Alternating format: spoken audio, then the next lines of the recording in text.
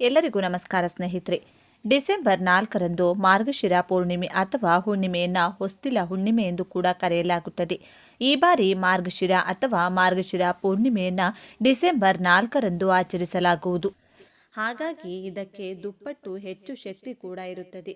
ಈ ದಿನ ಯಾರು ₹100 ಖರ್ಚು ಮಾಡಿ ಈ ಪದಾರ್ಥಗಳನ್ನು ಮನೆಗೆ ತರುತ್ತಾರೋ ಅವರ ಜೀವನದಲ್ಲಿ ಅದೃಷ್ಟದ ಬಾಗಿಲು ತೆರೆದುಕೊಳ್ಳುತ್ತದೆ. ಅವರಿಗೆ ಅಷ್ಟೈಶ್ವರ್ಯ ಪ್ರಾಪ್ತಿಯಾಗುತ್ತದೆ. ಅಷ್ಟೇ ಅಲ್ಲದೆ ಅವರ ಮನೆಯಲ್ಲಿ ಲಕ್ಷ್ಮೀದೇವಿ ಶಾಶ್ವತವಾಗಿ ನೆಲೆಸುತ್ತಾಳೆ. ಅವರಿಗೆ ಬೇಕಾದಷ್ಟು ಐಶ್ವರ್ಯವನ್ನು ಕೊಡುತ್ತಾಳೆ. ಹಾಗಾಗಿ ಮರೆಯದೆ ಹುಣ್ಣಿಮೆ ದಿನ ಈ ವಸ್ತುಗಳನ್ನು ತಪ್ಪದೆ ಮನೆಗೆ ತನ್ನಿ. ಒಂದು ವೇಳೆ ನಾನು ಹೇಳಿದ ಪದಾರ್ಥಗಳಲ್ಲಿ ಎಲ್ಲವೂ ತರಲು ಸಾಧ್ಯವಾಗದಿದ್ದರೆ ಕನಿಷ್ಠ ಪಕ್ಷ 2 ಪದಾರ್ಥಗಳನ್ನಾದರೂ ಮನೆಗೆ ತರೋಕೆ ಪ್ರಯತ್ನ ಪಡಿ. ಆ ಪದಾರ್ಥಗಳು ಯಾವುವು ಎಂದು ತಿಳಿಯೋದಕ್ಕೂ ಮುಂಚೆ ನೀವಿನ್ನು ನಮ್ಮ ಚಾನೆಲ್ನ ಸಬ್ಸ್ಕ್ರೈಬ್ ಮಾಡ್ಕೊಂಡಿಲ್ಲ ಅಂದರೆ ಖಂಡಿತ ಈಗಲೇ ಸಬ್ಸ್ಕ್ರೈಬ್ ಮಾಡ್ಕೊಳ್ಳಿ. ಹಾಗೆ ಈ ವಿಡಿಯೋ ಇಷ್ಟ ಆದರೆ ಮರೆಯದೆ ಒಂದು ಲೈಕ್ ಕೊಡಿ. ಎಲ್ಲರೂ ಭಕ್ತಿಯಿಂದ ಜೈ ಚಂದ್ರದೇವ ಅಂತ ಕಮೆಂಟ್ ಮಾಡಿ. ಸ್ನೇಹಿತರೆ, ಈ ದಿನ ಮಹಿಳೆಯರು ಸೂರ್ಯೋದಯಕ್ಕೂ ಮುನ್ನವೇ ಎದ್ದು ಸ್ನಾನ ಮಾಡಿ ಉಪವಾಸ ಮಾಡುವ ಪ್ರತಿಜ್ಞೆಯನ್ನು ಮಾಡ್ತಾರೆ. ಗಣೇಶನಿಗೆ ನಮಸ್ಕರಿಸಿ ಪಂಚಾಮೃತದೊಂದಿಗೆ ಗಂಗಾ ಜಲದಿಂದ ಭಗವಂತನಿಗೆ ಅಭಿಷೇಕ ಮಾಡಬೇಕು. ಈಗ ಶ್ರೀಗಂಧ, ಅಕ್ಷತೆ ಮತ್ತು ಹೂಗಳನ್ನು ಭಗವಂತನಿಗೆ ಅರ್ಪಿಸಿ ದೇವಸ್ಥಾನದಲ್ಲಿ ತುಪ್ಪದ ದೀಪವನ್ನು ಹಚ್ಚಿ ಪೂಜೆಯ ಸಮಯದಲ್ಲಿ ಹಣ್ಣುಗಳು, ಹೂವುಗಳು ಮತ್ತು ಸಿಹಿ ತಿಂಡಿಗಳನ್ನು ಅರ್ಪಿಸಲಾಗುತ್ತದೆ. ಇದರ ನಂತರ ಮಹಿಳೆಯರು ವ್ರತ ಕಥೆಯನ್ನ ಕೇಳುತ್ತಾರೆ. ಅವರು ಶಿವ, ಪಾರ್ವತಿ ಮತ್ತು ವಿಷ್ಣುವನ್ನ ಪೂಜಿಸುತ್ತಾರೆ. ಅಂತಿಮವಾಗಿ ಆರತಿ ಮತ್ತು ನೈವೇದ್ಯ ಅರ್ಪಿಸಿ ಪೂಜೆಯಲ್ಲಿ ತಿಳಿದು ಅಥವಾ ತಿಳಿಯದೆಯೋ ಮಾಡಿದ ತಪ್ಪುಗಳಿಗೆ ಕ್ಷಮೆಯನ್ನ ಕೇಳುತ್ತಾರೆ. ಈ ದಿನದ ವ್ರತವು ಪತಿಗೆ ದೀರ್ಘಾಯುಷ್ಯವನ್ನ ಕರುಣಿಸುತ್ತದೆ, ಕುಟುಂಬದಲ್ಲಿ ಸಂತೋಷ ಮತ್ತು ಸಮೃದ್ಧಿಯನ್ನ ತರುತ್ತದೆ ಎನ್ನುವ ನಂಬಿಕೆ ಇದೆ. ನೀವು ಈ ಪದಾರ್ಥಗಳನ್ನೇನಾದರೂ ಹುಣ್ಣಿಮೆ ದಿನ ಮನೆಗೆ ತಂದರೆ ನೀವು ಮುಟ್ಟಿದ್ದೆಲ್ಲವೂ ಚಿನ್ನವಾಗುವ ಸಾಧ್ಯತೆ ಇದೆ. ಕೂತು ತಿಂದರೂ ಕರಗದಷ್ಟು ಐಶ್ವರ್ಯ ನಿಮ್ಮ ಪಾಲಾಗುತ್ತದೆ. ನಾವೆಲ್ಲರೂ ಹುಣ್ಣಿಮೆಗೆ ತುಂಬಾ ಶಕ್ತಿ ಇದೆ ಎಂದು ನಂಬುತ್ತೇವೆ. ಹುಣ್ಣಿಮೆ ದಿನ ನೀವು ಮನೆಗೆ ತರಬೇಕಾದ ಮೊದಲನೇ ಪದಾರ್ಥ ಅರಿಶಿನ.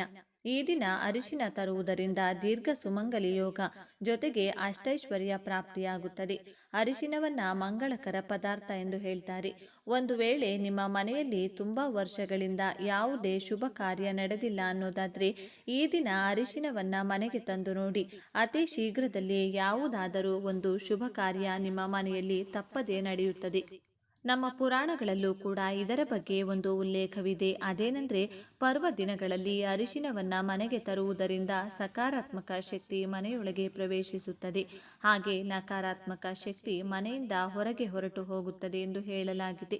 ಇನ್ನು ಈ ದಿನ ನೀವು ಮನೆಗೆ ತಂದ ಅರಿಶಿನದಿಂದ ಹಾಲನ್ನು ಬಳಸಿ ಒಂದು ಲಕ್ಷ್ಮಿ ಬೊಂಬೆಯನ್ನು ತಯಾರಿಸಿ ಅದನ್ನು ದೇವರ ಮನೆಯಲ್ಲಿಟ್ಟು ಪೂಜೆ ಮಾಡಿ.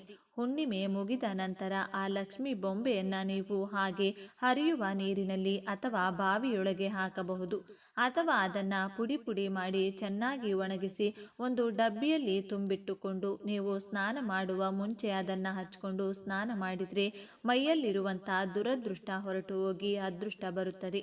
ಹಾಗೆ ಮೈಯೊಳಗೆ ಸಕಾರಾತ್ಮಕ ಶಕ್ತಿ ಪ್ರವೇಶಿಸುತ್ತದೆ. ದೀರ್ಘ ಸುಮಂಗಲಿ ಯೋಗ ಹೆಚ್ಚಾಗುತ್ತದೆ. ಮೈಯಲ್ಲೂ ಮುಖದಲ್ಲೂ ಕಳೆ ಹೆಚ್ಚಾಗುತ್ತದೆ. ಆದರೆ ನಾವು ಈ ಅರಿಶಿನದಿಂದ ಲಕ್ಷ್ಮಿ ಬೊಂಬೆಯನ್ನು ತಯಾರಿಸಿದ ಕಾರಣ ಅದನ್ನು ಕಾಲಿಗೆ ಹಚ್ಚಬಾರದು. ಇದನ್ನು ಹುಣ್ಣಿಮೆ ದಿನ ನಮಗೆ ತರಬೇಕಾದ ಎರಡನೇ ಪದಾರ್ಥ ಕಲ್ಲುಪ್ಪು. ಹುಣ್ಣಿಮೆ ದಿನ ಕಲ್ಲುಪ್ಪನ್ನು ಕೊಂಡ್ಕೊಂಡು ಮನೆಗೆ ತಂದರೆ ತುಂಬಾ ಒಳ್ಳೆಯದು. ಉಪ್ಪು ಲಕ್ಷ್ಮೀದೇವಿಗೆ ತುಂಬ ಇಷ್ಟ. ಉಪ್ಪು ಹಾಗೂ ಲಕ್ಷ್ಮೀದೇವಿ ಇಬ್ಬರು ಸಮುದ್ರದಿಂದಲೇ ಹುಟ್ಟಿರುವುದರಿಂದ ಉಪ್ಪು ಎಲ್ಲಿದ್ದರೆ ಲಕ್ಷ್ಮೀದೇವಿ ಅಲ್ಲಿರುತ್ತಾಳೆ ಎಂದು ಹೇಳುತ್ತಾರೆ.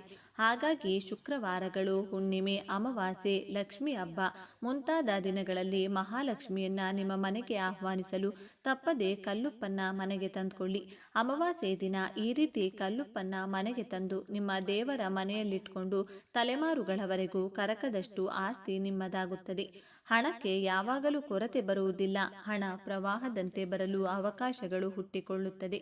ಹಿಂದಿನ ಕಾಲದವರು ಹುಣ್ಣಿಮೆ ದಿನ ಕಲ್ಲುಪ್ಪನ್ನ ಮನೆಗೆ ತಂದು ಅದನ್ನು ಅದನ್ನು ಮಣ್ಣಿನ ಮಡಕೆಯಲ್ಲಿ ತುಂಬಿ ಅದರೊಳಗೆ ಕೆಲವು ನಾಣ್ಯಗಳನ್ನು ಹಾಕಿ ದೇವರ ಮನೆಯಲ್ಲಿ ಇಡುತ್ತಿದ್ದರು.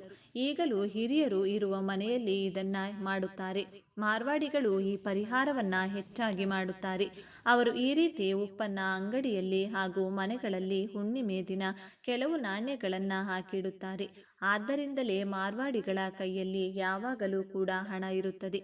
ಉಪ್ಪಿನಲ್ಲಿ ಹಣ ಇಟ್ಟರೆ ಅದು ಬೆಳೆಯುತ್ತದೆ ಎಂದು ಪೂರ್ವಕಾಲದಿಂದಲೂ ಒಂದು ನಂಬಿಕೆ ಇದೆ.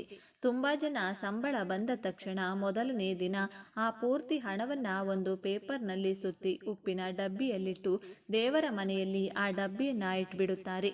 ಉಪ್ಪಿನಲ್ಲಿ ನೀವಿಟ್ಟಿರುವಂತಹ ದುಡ್ಡಿಂದ ಮನೆಗೆ ಬೇಕಾದ ಯಾವುದೇ ಪದಾರ್ಥ ಅಥವಾ ವಸ್ತು ಕೊಂಡುಕೊಂಡಾಗ ಅದರಲ್ಲಿ 1 ರೂಪಾಯಿ ದುಡ್ಡನ್ನು ಕೂಡ ಸೇರಿಸುತ್ತಾ ಬಂದರೆ ನೀವು ಮನೆಗೆ ತಂದಂತಹ ವಸ್ತು ತುಂಬ ದಿನ ಕೆಟ್ಟು ಹೋಗದೆ ಅಥವಾ ಹಾಳಾಗಿ ಉಳಿಯುತ್ತದೆ. ಒಂದು ವೇಳೆ ಆ ದುಡ್ಡನ್ನು ನೀವು ಚಿನ್ನ ತರಲು ಬಳಸಿದರೆ ಆ ಚಿನ್ನವನ್ನು ಯಾವಾಗಲೂ ಅಡವಿಡುವ ಪರಿಸ್ಥಿತಿ ಬರುವುದಿಲ್ಲ. ಮತ್ತೆ ಮತ್ತೆ ಚಿನ್ನ ಕೊಂಡುಕೊಳ್ಳುವ ಅದೃಷ್ಟ ಬರುತ್ತದೆ. ಅಥವಾ ಆ ದುಡ್ಡನ್ನು ನೀವು ನಿಮ್ಮ ಬೀರು ಒಳಗೆ ಇಟ್ಟರೂ ಕೂಡ ನಿಮ್ಮ ಬೀರುವಿನಲ್ಲಿ ಹಣ ಯಾವಾಗಲೂ ಖಾಲಿಯಾಗಲ್ಲ. ಪೂಜೆಯ ನಂತರ ಆ ಉಪ್ಪಿನಿಂದ ಮೊದಲು ಒಂದು ಹಿಡಿ ಉಪ್ಪನ್ನು ತೆಗೆದುಕೊಂಡು ಮಹಾಲಕ್ಷ್ಮಿಗೆ ದೃಷ್ಟಿ ತೆಗೆಯಿರಿ. ಬಳಿಕ ಮನೆಯಲ್ಲಿ ಎಲ್ಲರೂ ಒಂದೊಂದು ಹಿಡಿ ಉಪ್ಪನ್ನು ತೆಗೆದುಕೊಂಡು ದೃಷ್ಟಿ ತೆಗೆದುಕೊಳ್ಳಿ. ಕೊನೆಯದಾಗಿ ಒಂದು ಹಿಡಿ ಉಪ್ಪನ್ನು ಕೈಯಲ್ಲಿ ಹಿಡಿದುಕೊಂಡು ನಿಮ್ಮ ಮನೆಯ ಮುಖ್ಯ ದ್ವಾರದ ಮುಂದೆ ನಿಂತುಕೊಂಡು ನಿಮ್ಮ ಮನೆಗೂ ಕೂಡ ದೃಷ್ಟಿ ತೆಗೆಯಿರಿ. ಆ ರೀತಿ ದೃಷ್ಟಿ ತೆಗೆದಂತಹ ಉಪ್ಪನ್ನು ಯಾವುದಾದರೂ ನೀರು ಅಥವಾ ಯಾರೂ ತುಳಿಯದೇ ಇರುವಂತಹ ಕಡೆ ಎಸೆದು ಬಿಡಿ. ಇನ್ನು ಉಳಿದಿರುವ ಉಪ್ಪನ್ನು ಅಡುಗೆಗೆ ಉಪಯೋಗಿಸಿ. ಪೂಜೆಗೆ ಬಳಸಿದ ಉಪ್ಪಾದ್ದರಿಂದ ಮಾಂಸಾಹಾರ ಪದಾರ್ಥಗಳಿಗೆ ಇದನ್ನು ಉಪಯೋಗಿಸಬೇಡಿ. ಇನ್ನು ಹುಣ್ಣಿಮೆ ದಿನ ನೀವು ಮನೆಗೆ ತರಬೇಕಾದ 3ನೇ ಪದಾರ್ಥ ಬೆಲ್ಲ. ಶ್ರೀ ಮಹಾಲಕ್ಷ್ಮಿಗೆ ಬೆಲ್ಲ ಅಂದರು ಬೆಲ್ಲದಿಂದ ತಯಾರಿಸಿದ ಸಿಹಿ ಅಂದರು ತುಂಬ ಇಷ್ಟ. ಹಬ್ಬದ ದಿನಗಳಲ್ಲಿ ಬೆಲ್ಲವನ್ನು ಮನೆಗೆ ತಂದರೆ ತುಂಬ ಒಳ್ಳೆಯದು. ಹಬ್ಬದ ದಿನಗಳಲ್ಲಿ ಸಿಹಿ ಪದಾರ್ಥ ತಯಾರಿಸಬೇಕು ಅನ್ನುವುದಕ್ಕೆ ಇದು ಕೂಡ ಒಂದು ಕಾರಣವೇ. ಹಾಗಾದರೆ ಜನ ಮನೆಗೆ ಏಲಕ್ಕಿ ಬೆಲ್ಲ ತರ್ತಾರಲ್ಲ, ಅದಕ್ಕಾಗಿ ಹುಣ್ಣಿಮೆ ದಿನ ಬೆಲ್ಲವನ್ನು ಮನೆಗೆ ತರೋದ್ರಿಂದ ಅತಿ ಬೇಗನೆ ಸಿಹಿ ಸುದ್ದಿಯನ್ನು ಕೇಳ್ತೀರಿ. ಇನ್ನು ನೀವು ಮನೆಗೆ ತಂದ ಬೆಲ್ಲದಿಂದ ಒಂದು ತುಂಡನ್ನು ಮಹಾಲಕ್ಷ್ಮಿಯ ಮುಂದೆ ಇಟ್ಟು ಉಳಿದಿರುವುದರಲ್ಲಿ ಯಾವುದಾದರೂ ಸಿಹಿ ನೈವೇದ್ಯ ತಯಾರಿಸಿ ದೇವಿಗೆ ಸಮರ್ಪಿಸಿ.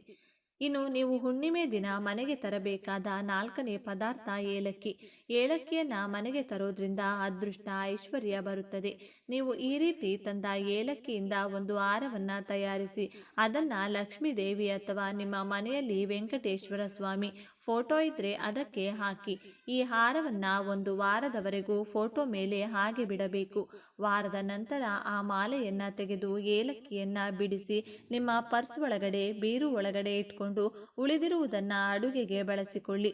ಇದು ಪೂಜೆಗೆ ಉಪಯೋಗಿಸಿರುವುದರಿಂದ ಮಾಂಸಾಹಾರ ಅಡುಗೆಗಳಿಗೆ ಬಳಸಬೇಡಿ.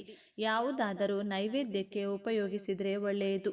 ಇದೇ ಸ್ನೇಹಿತರೆ, ನೀವು ಹುಣ್ಣಿಮೆ ದಿನ ತರಬೇಕಾದಂಥ 4 ಪದಾರ್ಥಗಳು. ಬರೀ 100 ರೂಪಾಯಿಯಲ್ಲಿ ಈ 4 ಪದಾರ್ಥಗಳು ಕೂಡ ನಾವು ಮನೆಗೆ ತರಬಹುದು. 100 ರೂಪಾಯಿ ಖರ್ಚು ಮಾಡಿದರೆ ಒಂದು ವರ್ಷವಿಡೀ ಕೈ ತುಂಬ ಹಣ ಬರ್ತಾ ಇರುತ್ತದೆ. ಹಾಗಾಗಿ ಮರೆಯದೆ ಈ 4 ಪದಾರ್ಥಗಳನ್ನು ತಂದುಕೊಳ್ಳಿ. ಒಂದು ವೇಳೆ ಯಾವುದಾದ್ರೂ ಕಾರಣದಿಂದ 4 ಪದಾರ್ಥಗಳು ತರಲು ಸಾಧ್ಯವಾಗದಿದ್ದರೆ ಕನಿಷ್ಠ ಪಕ್ಷ 2 ಪದಾರ್ಥಗಳನ್ನಾದರೂ ತಪ್ಪದೆ ತಂದುಕೊಳ್ಳಿ. ಈ ವಿಡಿಯೋ ನಿಮಗೆ ಇಷ್ಟ ಆದರೆ ಲೈಕ್ ಮಾಡಿ, ಶೇರ್ ಮಾಡಿ. ಇಂತಹ ಹೆಚ್ಚಿನ ಉತ್ತಮ ಮಾಹಿತಿಗಳಿಗಾಗಿ ತಪ್ಪದೆ ನಮ್ಮ ಚಾನಲ್ನ ಸಬ್ಸ್ಕ್ರೈಬ್ ಮಾಡಿಕೊಳ್ಳಿ. ನಾಳೆ ಮತ್ತೊಂದು ವಿಡಿಯೋದೊಂದಿಗೆ ಪುನಃ ಭೇಟಿಯಾಗೋಣ. ಧನ್ಯವಾದಗಳು.